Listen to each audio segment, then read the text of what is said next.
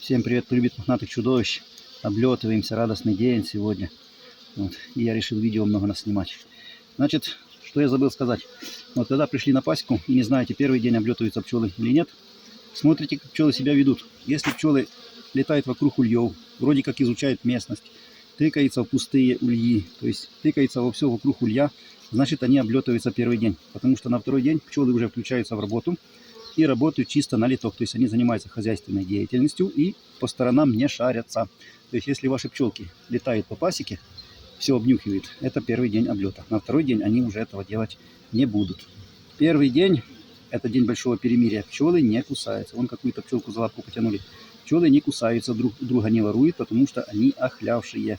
Вот они немножко отожрутся, облетаются, облегчатся, им станет легче. Они немножко отожрутся, и вот уже завтра начнется воровство. Поэтому не забудьте сократить литки. Обязательно в этот день, где были нижние литки, я у себя закрываю, потому что нижний литок мне сейчас охранять будет плохо, потому что по ночам, вечером все равно немножко заморозки.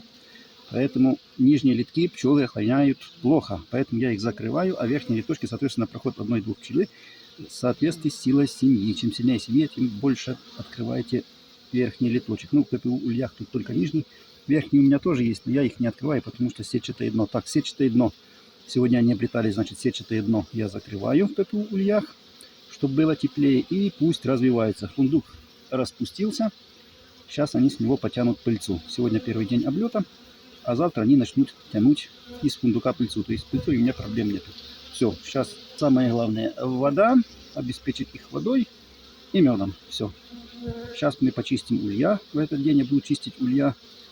Посмотрю, что у них делается с медом. У кого нет, поставлю меда. У кого есть, все равно поставлю.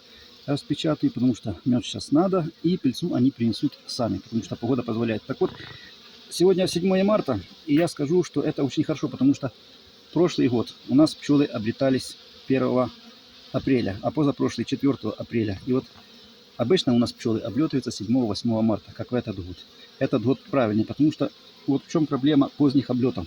Когда у вас пчелы облетываются в апреле месяце, в начале апреля, то вы теряете практически 25-23 дня развития пчел. Вот сегодня они облетали 7 марта, и с сегодняшнего дня начнется развитие пчелиной семьи потихоньку. Вот. А если они облетались в апреле, 1 апреля, то развитие семьи начнется только с 1 апреля. Вы теряете 25 дней. Ну, а вы знаете, что 25 дней — это практически один круг пчел. Это практически 8 рамок пчел. Так вот, чем раньше облетаются ваши пчелы, и чем раньше включатся в работу, то есть когда позволит погода, тем лучше. В этом году весна благоприятная. То есть мы выиграли 25 дней. 25 дней — это мы выиграли 7-8 рамок расплода. 7-8 рамок расплода — это практически хорошая семья на главный взяток, на подсолнух. Ну, если в перспективу смотреть.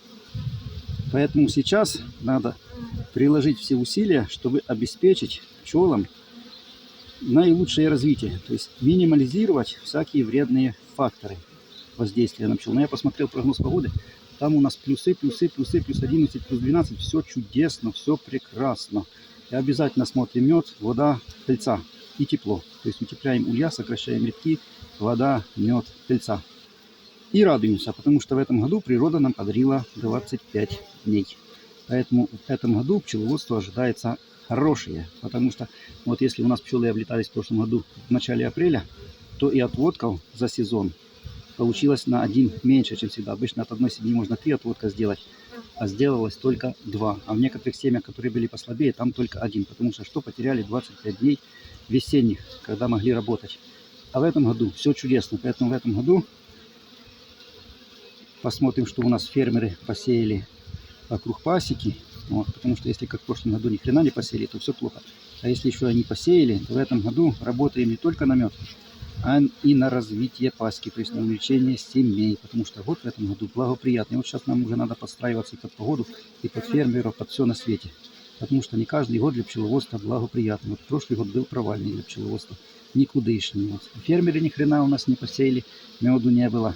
И еще и поздний ранний облет аж в апреле. То есть фигня пчеловодства прошлый год была. А в этом году все чудесно. Все прекрасно, сезон начинается, дай бог не сглазить. Так, на это я снимаю видео, сам себя успокаиваю и радуюсь. так буду заканчивать, потому что действительно видео такое плачущее получилось. Обязательно передаем мне привет им мохнатеньким чудовищам. Мы наконец-то дозимовали. Все, можно сказать, выжили почти. Еще немножко усилия предложить, и все, семьи будут жить.